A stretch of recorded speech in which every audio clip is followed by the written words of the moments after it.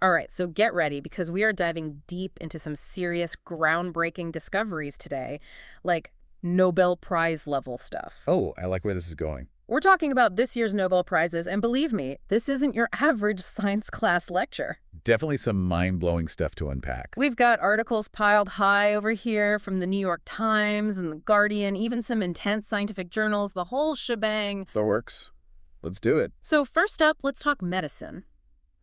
This year, the Nobel Prize in Medicine went to two American scientists, Victor Ambros and Gary Ruvkun. And what exactly earned them this prestigious honor? They discovered something called microRNA. MicroRNA, huh?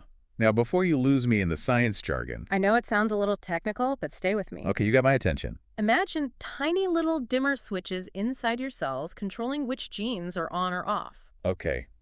I'm intrigued. I can see where this is going. That's essentially what microRNA does. So these microRNAs, they're like the master puppeteers of our cells. Exactly. They're crucial for gene regulation. And gene regulation, that's how we go from a single cell to a whole complex organism. You got it. It's how your skin cells know to be skin cells, and your brain cells know to, well, be the brains of the operation. Fascinating.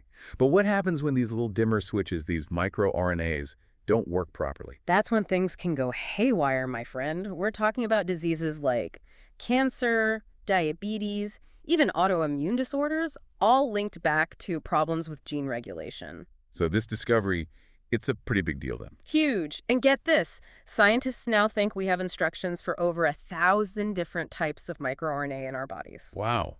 Over 1,000. So we're talking about a whole new world of possibilities for understanding and treating diseases. Exactly. Think personalized medicine, targeted therapies, all thanks to these tiny little things discovered in, get this, roundworms. Roundworms. You're kidding, right? Nope. Goes to show, sometimes the biggest breakthroughs come from the most unexpected places. That's a good reminder for all of us. Now let's shift gears a bit and talk about the Nobel Prize in Physics. Okay, hit me with it. This year's prize went to two researchers who basically laid the groundwork for the AI revolution that's, well, exploding all around us. John Hopfield and Geoffrey Hinton. AI, that's a hot topic these days. What do these two do exactly? They cracked the code on machine learning, or at least they got the ball rolling back in the 1980s with their groundbreaking research. The 1980s, so they were ahead of their time. Way ahead.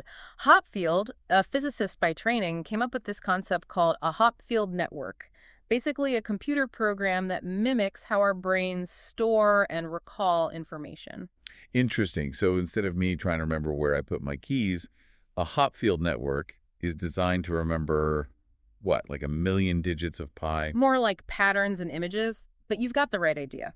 Then Hinton took this concept a step further with something called the Boltzmann machine. A Boltzmann machine. Sounds intense. What does that do? Imagine a computer program that can sift through mountains of data, like 1 million pictures of cats. 1 million cats? Okay, now you're talking my language. And then it figures out the underlying patterns that define what a cat is.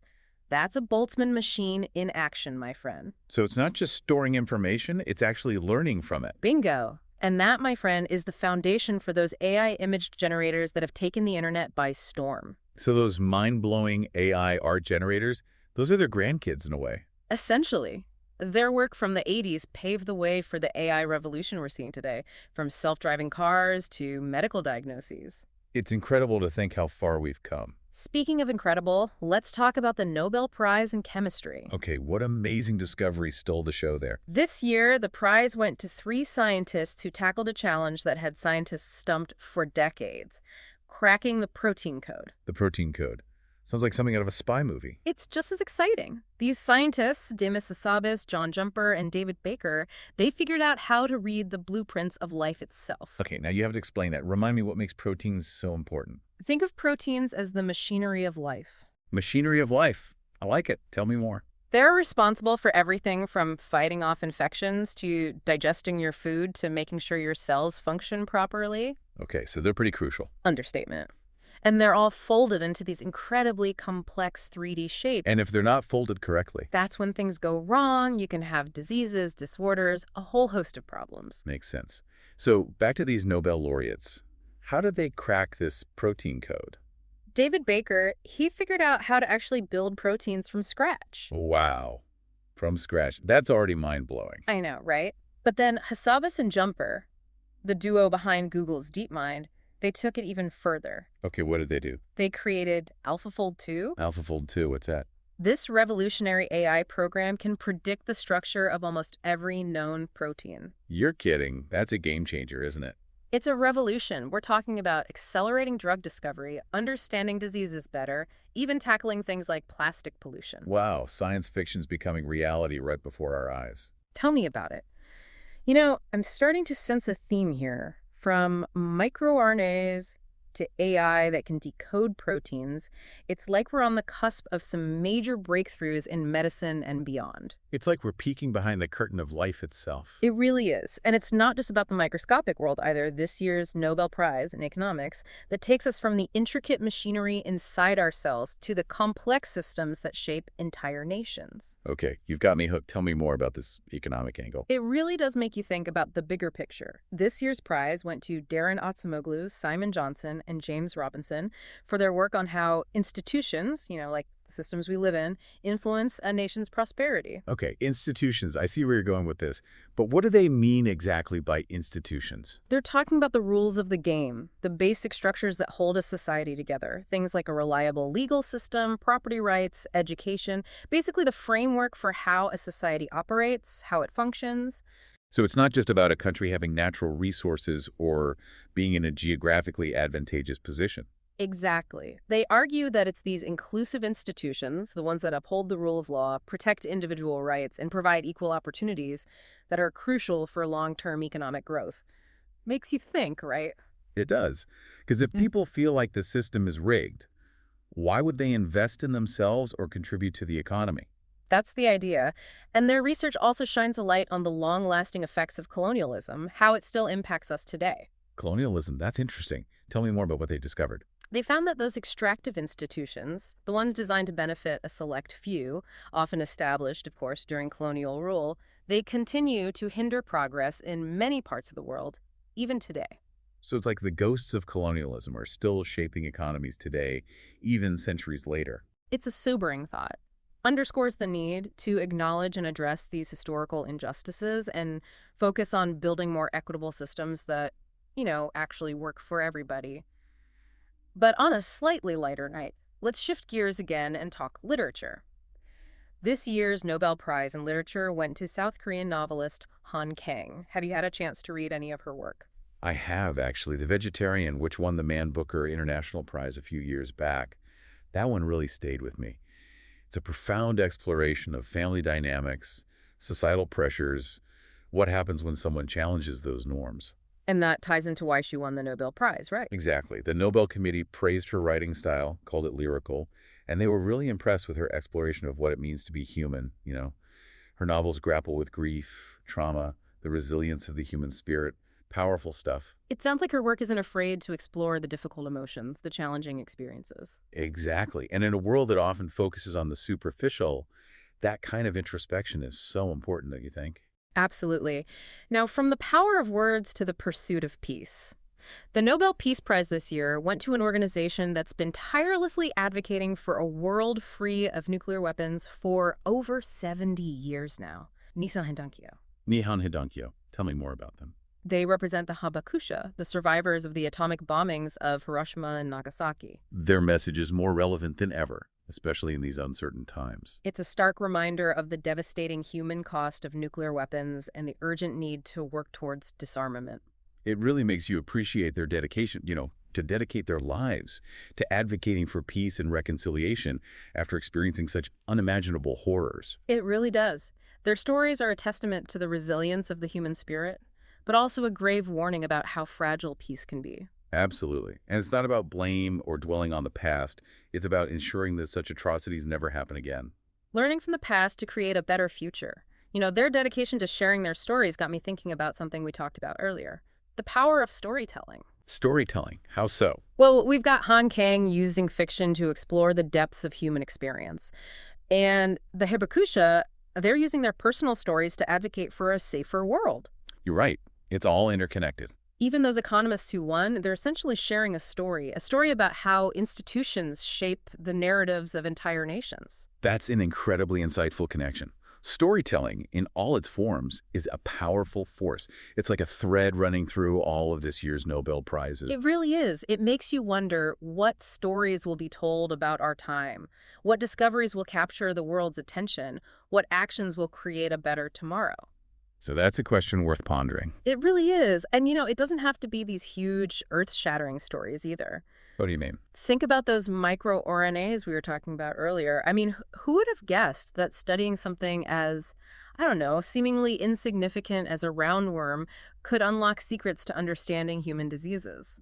That's true. It's quite a thought. Makes you wonder what other secrets are out there just waiting to be discovered, right? Absolutely. Sometimes the most groundbreaking discoveries come from the most unexpected places. It's a good reminder to, you know, stay curious, keep asking questions, never underestimate the power of scientific exploration and discovery. Couldn't agree more. And it's that same spirit of inquiry, that drive to understand the world around us that connects all of these Nobel laureates. It really does, whether they're scientists, economists, writers, activists, they're all united by this desire to push the boundaries of human knowledge and understanding, and importantly, to use that knowledge to make a real difference in the world. Exactly. Because ultimately, it's not just about acquiring knowledge, it's about applying it to create positive change. And that's something we can all strive for, whether it's through our work, our actions, or simply by engaging in thoughtful conversations like this one. Well said. And to our listeners, thank you for joining us on this journey of discovery. We hope you've learned something new, gained a fresh perspective, and maybe even feel inspired to do a little exploring of your own. Because at the end of the day, the stories we tell, the discoveries we make, the choices we make, they all contribute to something much bigger than ourselves. It's about shaping the world we want to live in, the legacy we leave behind. Who knows, maybe listening to this deep dive will spark an idea, ignite a passion, or inspire someone to make their own mark on the world. Now, wouldn't that be something? That's the beauty of these deep dives. They remind us of the power of human ingenuity, the importance of curiosity, and the boundless possibilities that lie ahead. I couldn't agree more. Yeah. It's been a pleasure diving into these fascinating topics with you. Likewise. And to our listeners, thank you for joining us on this journey of discovery. We hope you've learned something new, gained a fresh perspective, and maybe even been inspired to do a little exploring of your own. Until next time, keep those minds curious and those imaginations running wild. It really does, doesn't it? Makes you think about, what will our generation be remembered for? What stories will they tell about us? It's a big question, for sure. And it's not always about, like you said, those huge earth-shattering discoveries either. Right, take those microRNAs we talked about. I mean, come on, who would have thought that such a seemingly insignificant creature like a roundworm could hold the key to understanding human diseases? It really makes you realize there are probably so many secrets out there just waiting to be, well, uncovered, right? Exactly. And that's what I find so inspiring about all of this. It's that same spirit of inquiry, that drive to understand the world that connects all of these Nobel laureates. You're right. It's like whether they're scientists or economists or writers or activists, they all share this desire to push the boundaries of what we know. And not just to learn for the sake of learning, but to use that knowledge to make a difference in the world. Right? Precisely. I mean, think about those economists we discussed. Their work has real implications for how we address inequality, how we build more just and prosperous societies. It's about making sure everyone has the opportunity to succeed regardless of where they come from. Absolutely. And that's what's so powerful about these deep dives, I think. They remind us that we all have a role to play in shaping the future. Well said. Whether it's through our work or our actions or even just, by engaging in thoughtful conversations like this. Exactly. Because at the end of the day, it all adds up. The stories we tell, the discoveries we make, they shape the world we live in. They form the legacy we leave behind, And who knows, maybe someone listening to this right now, they'll hear something that sparks an idea, that lights a fire, that inspires them to go out and make their own mark on the world. That's what I love about these deep dives. They remind us of the power of human ingenuity, the importance of staying curious, and the infinite possibilities that are out there waiting to be discovered. Well said. And to all our listeners out there, thank you for coming along on this journey with us. We hope you've learned something new today, maybe gained a new perspective. And that you feel inspired to go out and do a little exploring of your own. Until next time, stay curious, everyone.